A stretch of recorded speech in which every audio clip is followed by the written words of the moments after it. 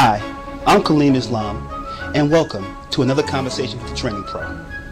Now, I'm a huge fan of football, and as such, I've come to learn that there's a lot more to the game than hard hits and clever commercials. There's also a lesson for training professionals. Now, anyone who watches football on television has witnessed this familiar scene. The camera pans high above the stadium to a booth where your team's favorite team's coordinators sit, looking over the field and reviewing information that's printed on a large laminate. Using the telephone, they communicate what they're seeing to the coaches on the field. The camera pans to the field, and you see the team's head coach pacing up and down the sideline, wearing headphones and a microphone while looking at a laminate that closely resembles the ones that the booth coaches were also reviewing. It's obvious that he's communicating with the team up in the booth. The camera pans again, this time to the field, where the quarterback is looking toward the sideline at his head coach. The coach reads the play off the laminate and shouts it into his microphone. The quarterback nods his head, letting the coach know that he has received the message. He pulls the offense into the huddle and reads from a smaller version of the laminate that's attached to his wrist. Now the quarterback calmly tells the team what play they're going to run. The offense breaks from the huddle and lines up, ready to execute on a play that was communicated from the booth to the sidelines, to the quarterback, and finally, to the entire offense.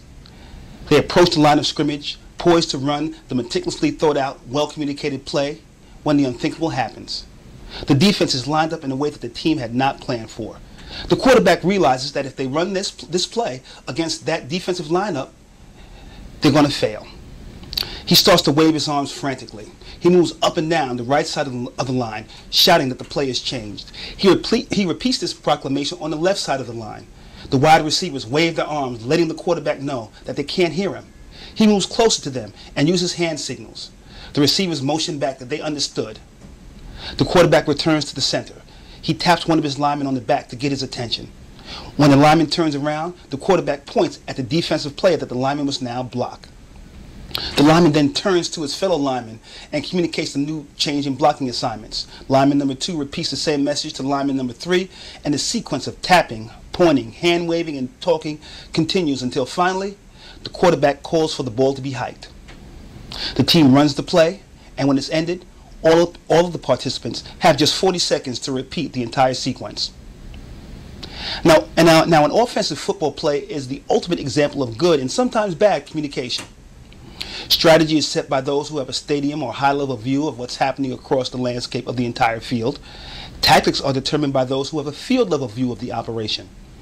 The real challenge, however, comes when it's time to actually execute the play.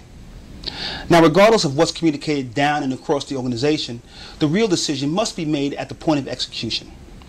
The quarterback must identify the landscape that he is facing at that moment and quickly make a decision, either to move forward with the original play or to call an audible and change the play. If he decides the latter, he must quickly communicate this change to every member of the team. The team members must also communicate the change to each other. Now, to ensure that the entire team is on the same page, the quarterback must use multiple modes of communication, including hand signals, shouting, pointing, tapping. The members of the team also have a role. They must let the quarterback know that they don't understand or when they can't hear him. If he receives no feedback that he is not understood, the quarterback, or if he receives feedback that he's not understood, the quarterback must continue to use different communication approaches until he receives acknowledgement that his directions are comprehended. Now, the communication approach that takes place every time a football team runs a play is not much different than the communication techniques that corporate teams must use if they hope to be successful. Vision and strategy are communicated down from corporate executives to the various levels of management in the company. Management then makes the tactical calls on how to execute these strategies. When implementing these tactics, however, the employee who's on the field is likely to face conditions that were not anticipated or planned for by the executives in the booth. Now, when this happens, the employee must make a decision.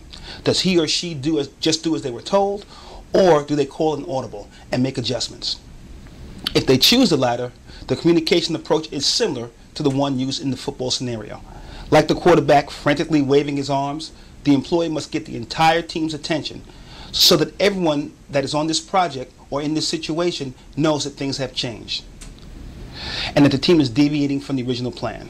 Like the quarterback using hand signals, tapping and shouting and pointing, she must use different modes of communication. Like the quarterback waiting to see his wide receivers acknowledge that they understand him, she must continue to communicate until she is sure that everyone has heard her and that everyone is clear about what they need to do. Now, once the project is complete, the team has only a short amount of time to prepare to repeat the entire process again.